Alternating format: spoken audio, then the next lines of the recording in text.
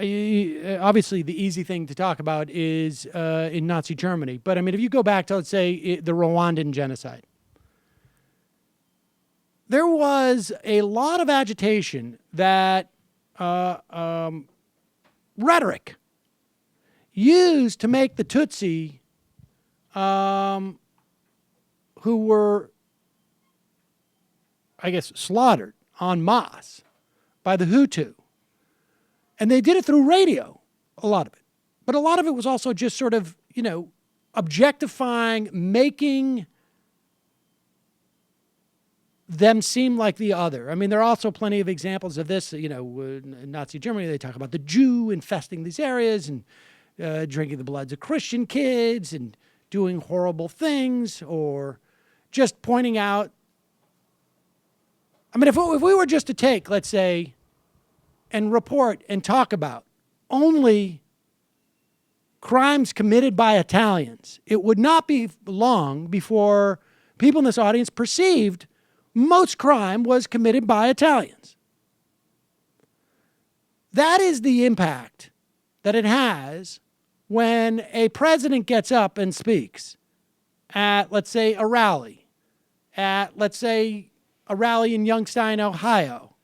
Let's say at a rally in Youngstown, Ohio from last night. Here is Donald Trump with a really sort of sick and twisted, it's sick and twisted in so many different ways. The predators and criminal aliens who poison our communities with drugs and prey on innocent young people, these beautiful, beautiful, innocent young people, will find no safe haven anywhere in our country.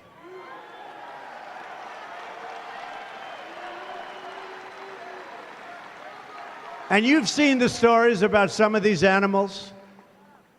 They don't want to use guns because it's too fast and it's not painful enough. So they'll take a young... Pause it. Wait, go back to the beginning. Listen to what he's talking about. Go back again. Play it again. Aliens who poison our communities with drugs and prey on innocent... He's not... The predators and criminal aliens. Criminal aliens. Who poison our communities with drugs and prey on innocent young people. These beautiful, beautiful, innocent young people will find no safe haven anywhere in our country.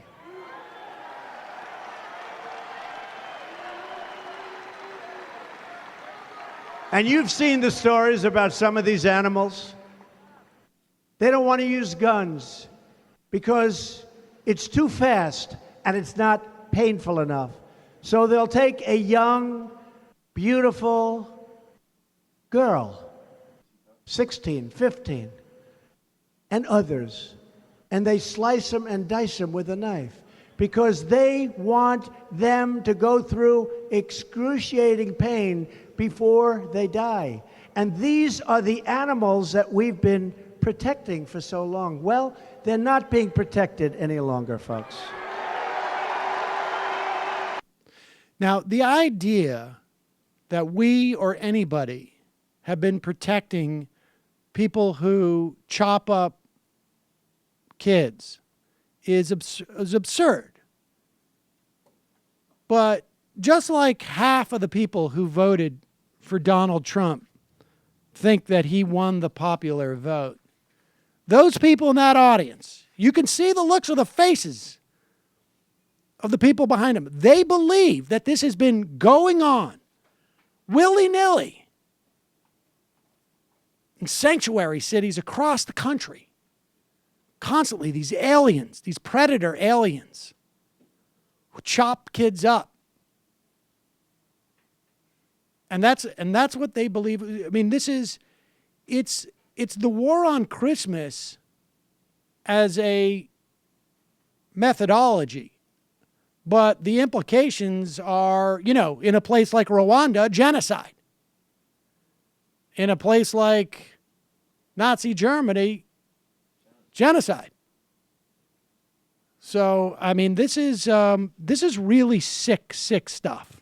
Really sick stuff.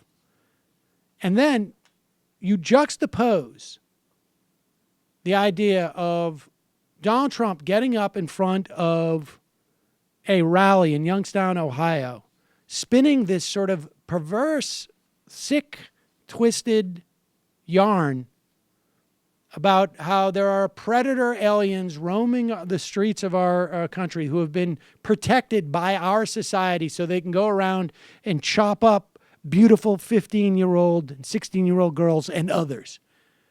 And you contemplate, like, what's going to happen in Youngstown, Ohio, to someone of Latino descent walking around, going to a supermarket. I mean, we've seen this has been increasing all over. And you juxtapose the implications for that family. And then look at Eric Trump whining like a baby on Fox and Friends. Someone who has grown up with every single possible privilege that most people can't even imagine, can't even contemplate.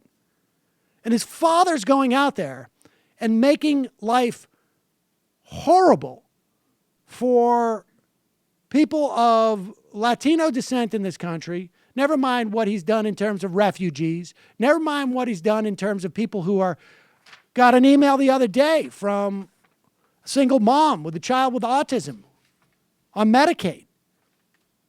The anxiety involved in this, in the healthcare vote. I mean, just on.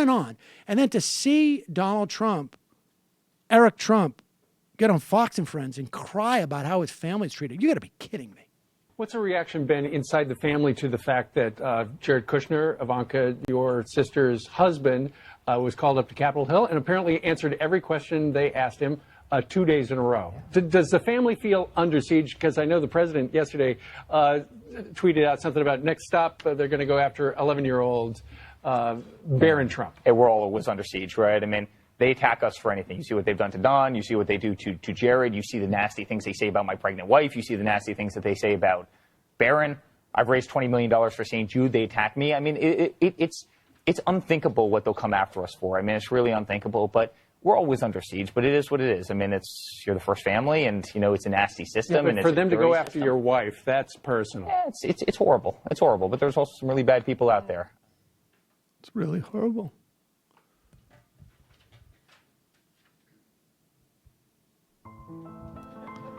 Poor Eric. Poor Eric. I'm going to go out tonight and I'm going to make sure I tell a story that will really, really, really hit him hard. All those Mexicans, they're going to pay for making Ivanka maybe go answer some questions. It's horrible. They to completely attack me for the thing I did with St. Jude, and at least 5% of that money actually went to helping kids. Totally unfair.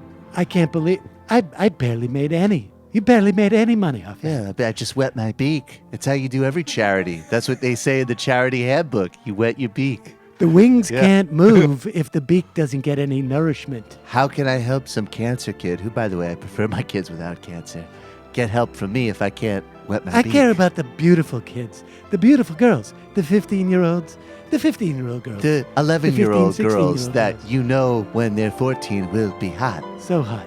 But Eric wanted to help the freak kids, so I said, sure, just let me wet my beak. Just We offered Comey a cut. He didn't even take it. take the beak wet.